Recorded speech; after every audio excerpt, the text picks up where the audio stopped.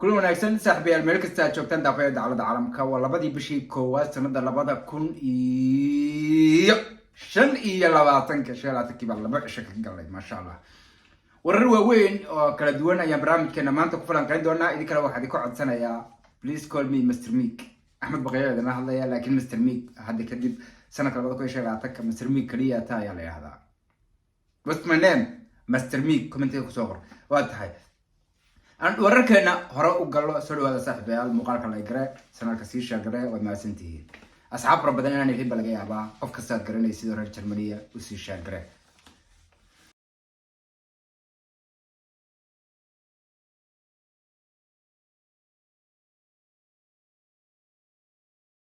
waa tahay askari Mareykan ah ayaa dalka Mareykanka dad markaasi ku laayay 15 qofna markaasi ku dilay askarigaasi macluumaad fara badan oo ku saabsan ayaa ka soo baxaya oo warar fara badan ay warbaahintu ka qoraysaa askarigaasi waxa la sheegay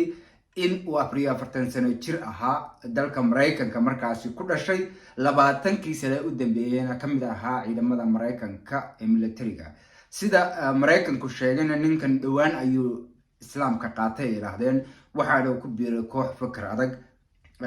sanadka cusub ayuu markaasi weerar ka geystay gudaha wadanka Mareykanka halkaasi oo uu ku dilay dadkaas 15 qof dad kalena uu ku dhaawacay isla goobta waxa ku toogtay ciidamadii markaasi goobta joogay halka ayuuna ku geeriyooday isla mawduuc qaseeya ay warbaahintu aad u hadalhaysay gaari kamida gawadhida shirkadda Tesla ay soo saarto waa gawadhida la yiraahdo markaasi gawadhi traga waxa sayba track ba lahada waa gawadhi yar laakiin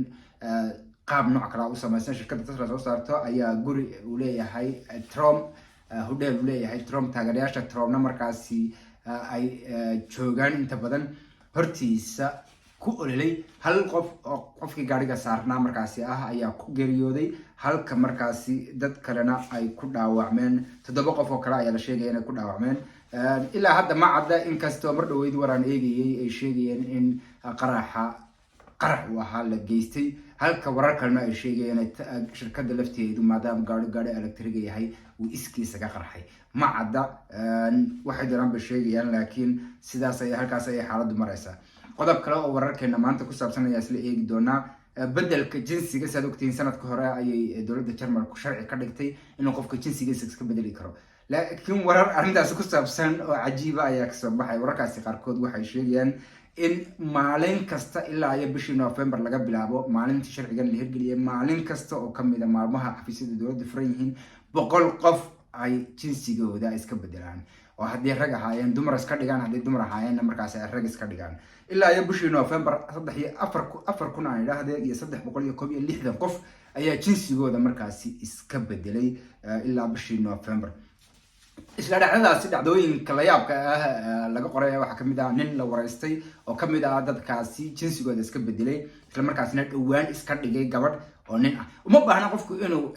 jirkiisa bedelo kaliya raad ausku tagaya lacag $30 qiyaastii ayuu bixinayaa kadibna aqoonsigiisa baa loogu soo qorayaa inuu gabadh yahay hadduu nin yahayna hadduu gabadh yahayna ay nin doonaysana nin loogu soo qoraya marka nin la wareystay oo nin ahaa isla markaasna hadda iska dhigay gabadh ayaa waraysi uu bixiyay waxa ku sheegay in uu arintaasi maray qorshahaas soo sameeyay haddana uu gabadh yahay marka waxa lagu ku faraxsantay inaad gabadh tahay sema iska bedelaysa wuxuu qorshahaygu wuxuu ahaa inaad sanadkaas oo kaliya aan gabadh ahaado sanadku markuu dhamaado ninkayga ayaa dib ugu laabanaya raad uska dib ugu tagaya saddex hore ayaan iska bixinayaa kadibna waxaan dib ugu soo laabanayaa ninkaygii hore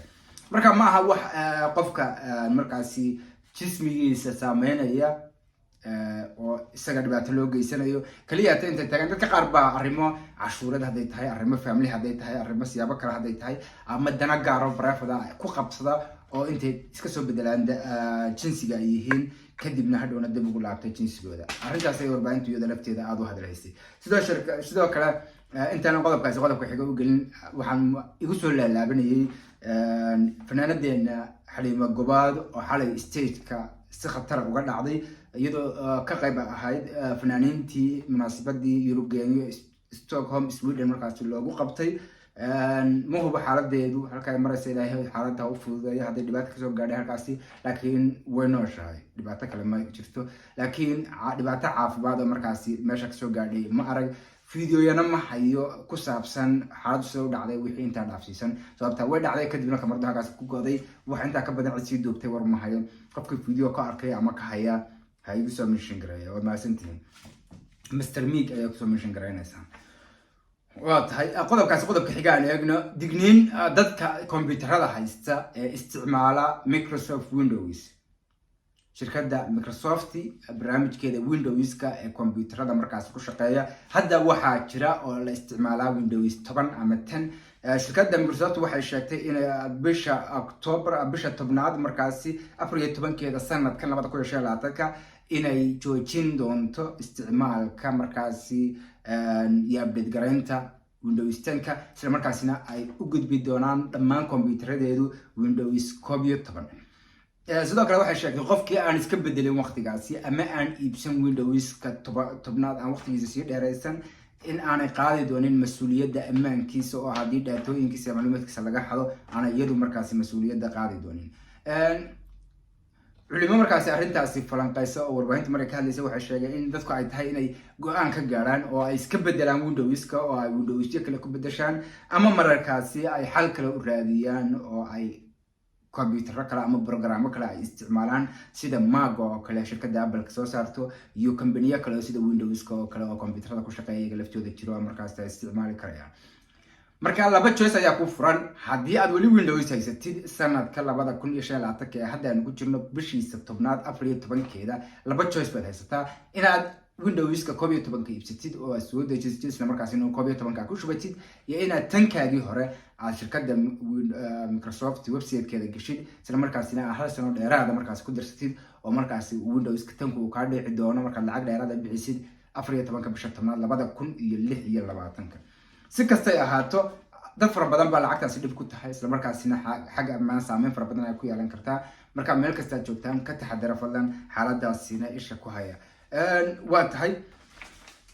waxaan iminka muuqaalka dhamaadkiisa idin soo dhigi doonaa marka sakinada ugu dambeeya hadda nala sii joogtid muuqaal aan shalay soo geliyay oo dhanka faashulaha ku saabsan asxaab fara badan baa daawatay haddii aanay daawan hadda ay daawan karaan muuqaalka dhamaadkiisa ayuu idin iman doonaa insha Allah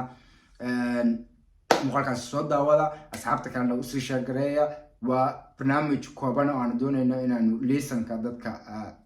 kasii caawino sida ay su'aalahaasi dhaqso u baran karayaan isla markaasina ay culays ka saarayaan si ay su'aalahaasi u bartaan una qaybaan hawshiisana markaas u galaan videoga adii sheegayay waa kan hadda dhinacayga yaala tag oo soo daawo isla markaasina asxaabta kalena u sii share garee aragtidaadana commentigeena ugu soo qor insha Allah intaynu barnaamij lamada ku kulmi doono barnaamijyadana aad markaas soo dhamaysatid insha Allah daawan doontid adiga baad ku mahadcelinayaa saaxiibayaal walaalkiin Axmed Baqayo idin leh Mr. Meek isha ku haya wad maasantii